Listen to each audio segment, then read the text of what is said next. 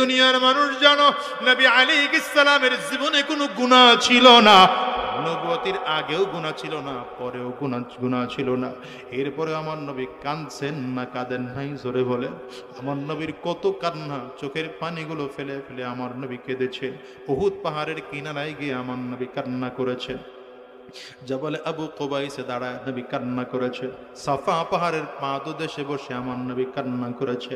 বাইতুল্লাহর দিকে তাকায় তাকায় আমার নবী চোখের পানি ফেলে কান্না করেছে। এমনকি নামাজে দাঁড়ায় দাঁড়ায় আমার নবী কান্না করে। আম্মা জান বলেন, নবী আমার যখন নামাজের মধ্যে দাঁড়াইতো, এত লম্বা নামাজ মনে হয় যেন পা ফুলে যায়। নবীজির চোখ দিয়ে টপ টপ করে পানিগুলো জমিনের মধ্যে পড়তো। আম্মা জান আমার নবীর হাত ধরে ডেকে বললেন, পয়গম্বর, আপনার জিন্দেগির সব গুনাহ আল্লাহ তাআলা মাফ করে দিলেন, এরপরও আপনি কেন চোখের পানি ফেলে কান্না করেন?